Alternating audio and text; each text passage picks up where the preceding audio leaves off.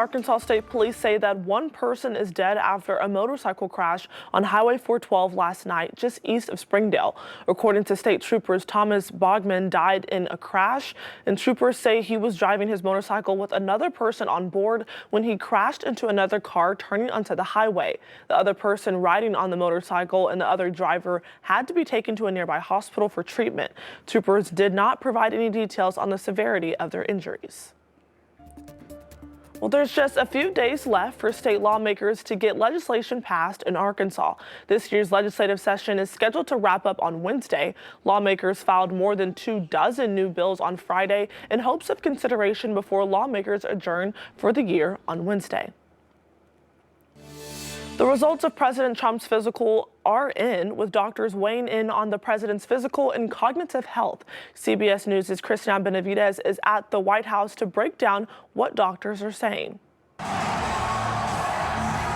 Hours after President Trump appeared at a Saturday night UFC match in Miami, the White House released a report outlining his physical health. According to the results of the recent physical that the president had on Friday at Walter Reed Medical Center, the 78-year-old commander-in-chief, quote, remains in excellent health and exhibits robust cardiac, pulmonary, neurological, and general physical function. The report also notes President Trump passed his cognitive assessment with a perfect score of 30 out of 30, and the 6'3" president has lost weight, now at 224 pounds, down from the 244 pounds he weighed in 2020. The president's positive medical news comes as he continues to feel the heat from members of Congress and business leaders who worry about the administration's fluctuating decisions over tariffs, including Friday night's announcement to exempt from recent tariff hikes a number of tech products, including iPhones and other cell phones. Let's talk about these tariffs. I mean, they were chaotic and they were totally haphazard. But it is a serious situation. If everybody gets nervous at the same time, businesses and consumers, and they all pull back at the same time, that can lead to an economic downturn just by itself, setting aside the math of what the tariffs end up doing to prices. And so there's a lot to try to unwrap right now. China's 125% tariff on U.S. goods took effect this weekend after President Trump raised his tariff on China to 145% and excluded China from a 90-day pause. Also criticizing President Trump over the weekend, Senator Bernie Sanders. But in my honest opinion, the most serious addiction crisis we face is the addiction of the oligarchy toward greed. Sanders made stops over the weekend in California, including a Saturday night appearance at the Coachella Music Festival.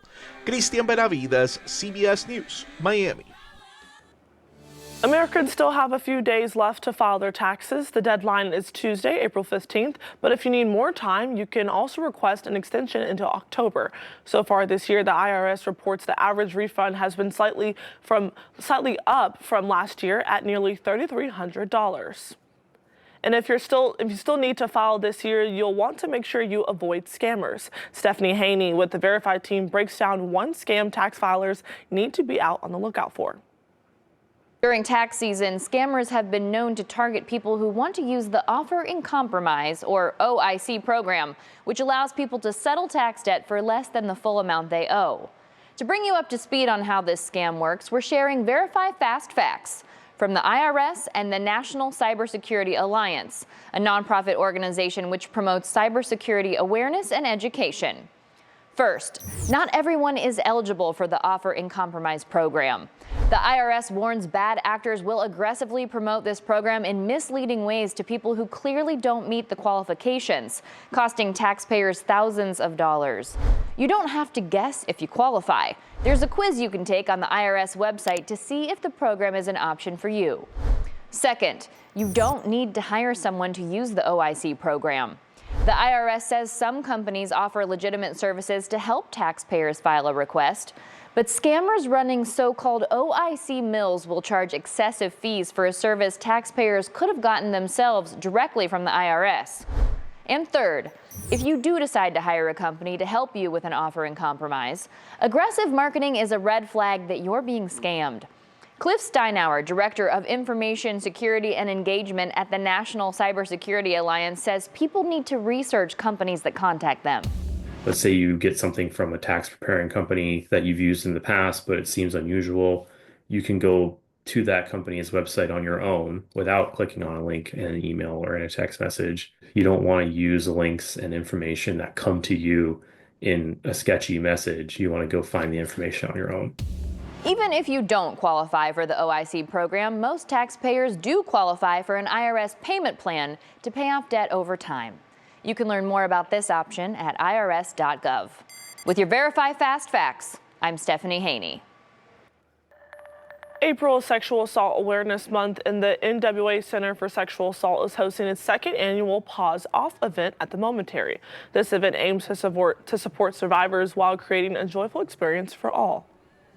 We are all out here today to help tell sexual assault perpetrators to keep their paws off our bodies. We know that it is easy to talk to our pets at home. Sometimes it's harder to talk to other people. So we wanted to hold an event that helps incorporate our best friends because we wouldn't be able to get through anything. I know I wouldn't have been able to get through anything that I've been through without my dog. The organization's next event is April 27th at Bike Rack Brewing. That event will have art workshops encouraging adult survivors to create artwork.